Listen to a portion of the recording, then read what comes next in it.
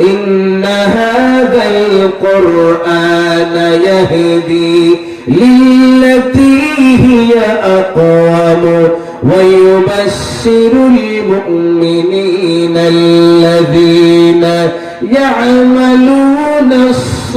الصالحات أن لهم أجرا كبيرا الله رب العالمين কুদরতের ভাষায় ঘোষণা করলেন নিশ্চয় নিশ্চয় এই কোরআন ইয়াহদি লিল্লাতি হিয়া আকওয়াম সবচেয়ে সত্য পথ যেটা সেদিকে আহ্বান করে হেদায়েত করে চিৎকার দিয়ে বলুন সুবহানাল্লাহ এই কোরআন ইসলামের দিকে আহ্বান করে এই কোরআন জান্নাতের দিকে আহ্বান করে এই কোরআন আল্লাহর পথে আহ্বান করে এই কোরআন আল্লাহর সন্তুষ্টির পথে আহ্বান করে এই কোরআন রাসূলের পথে আহ্বান করে এই কোরআন সিরাতুল মুস্তাকিমের দিকে আহ্বান করে ওয়া ইউবাশশিরুল মুমিনিনা আল্লাযীনা ইয়ামালুনাস সালিহাত যে সমস্ত ঈমানদার নেক আমল করে আমল সালেহ করে ভালো কাজ করে ঈমান আনার পরে যারা নামাজ আদায় করে রোজা রাখে হজ করে সামর্থ্য হলে যাকাত দেয় সামর্থ্য হলে হজ করে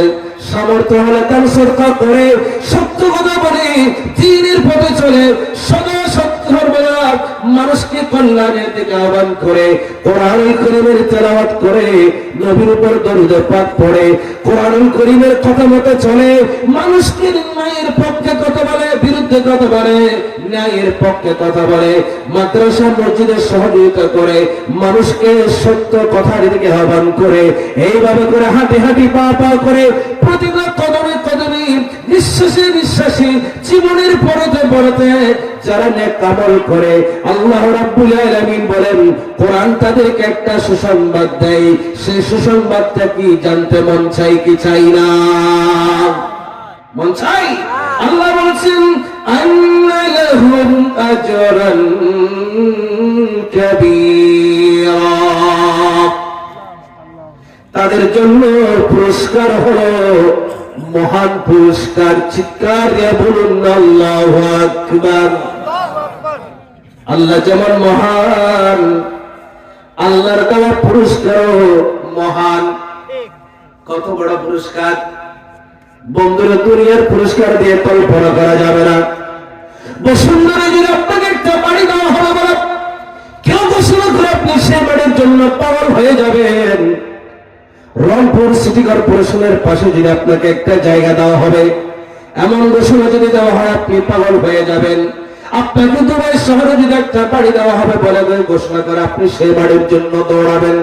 আপনাকে লন্ডন শহরে কেউ যদি বাড়ি দেবে বলে আপনি সেই বাড়ি পাওয়ার জন্য গুম হারাম করে দিবেন কথা বলেন ঠিক নেবে ঠিক ও বন্ধুরা আবার আল্লাহ বলছেন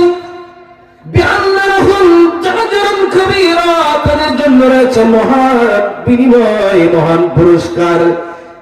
সেটা জান্নাত হতে পারে জান্নাতুল ফেরদাউস হতে পারে নয় নয় ইসলামের চতুর্থ খলিফা হযরত আলী রাদিয়াল্লাহু তাআলা তিনি বলছেন আমি জান্নাত চাই না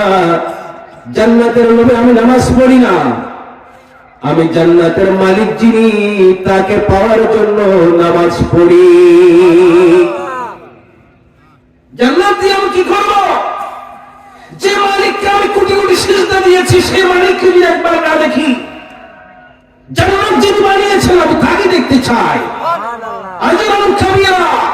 সবচেয়ে বড় পুরস্কার হলো দিদারে ইলাহি আল্লাহর সাক্ষাৎ পাওয়া চিৎকার দিয়ে বলুন সুবহানাল্লাহ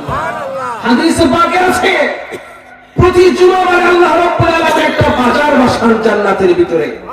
জান্নাতের বাজার সেখানে জান্নাতীরা আসেন বাজার করার জন্য সেখানে কিছু কিছু জান্নাতীদেরকে আল্লাহ আল্লাহর দিদার দান করে তাজাল্লিয়াত দেখা দেন সুবহানাল্লাহ তারা বাজার করে যখন বিবিদের সাথে চলে যায় হুরদের সাথে যখন সাক্ষাৎ করে জান্নাতে বিবি থাকবে না কথা বলেন না ঠিক কিনা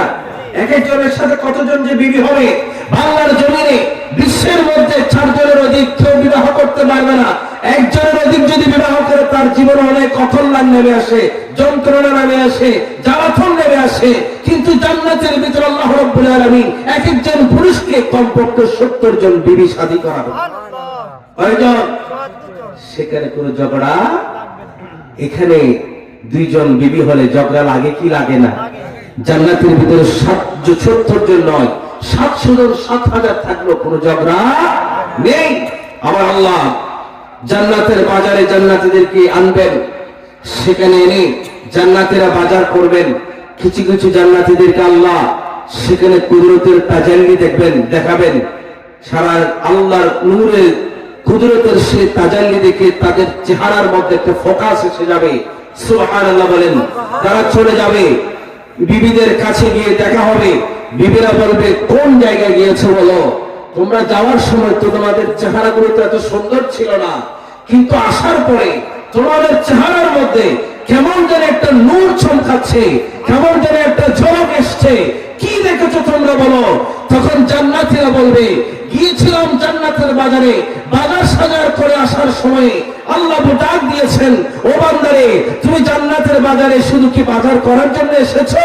নাই, নয়, আমি এই জান্নাতের বাজারে তোমাকে ডেকে এনেছি বাজার করার পাশাপাশি আমি আল্লাহ আমার কুদরতের মহিমা সৌন্দর্য তোমাকে দেখানোর জন্য ডেকে এনেছি। তুমি আমার কুদরতের মহিমাটা দেখে অন্তরকে শান্তি করে নাও। তখন হুররা বলবে, আমরাও যদি দেখতাম, আল্লাহকে যদি আমরাও দেখতে পেতাম। তখন কিছু কিছু হুরদেরকেও আল্লাহ রাব্বুল আলামিন জান্নাতের ভিতরে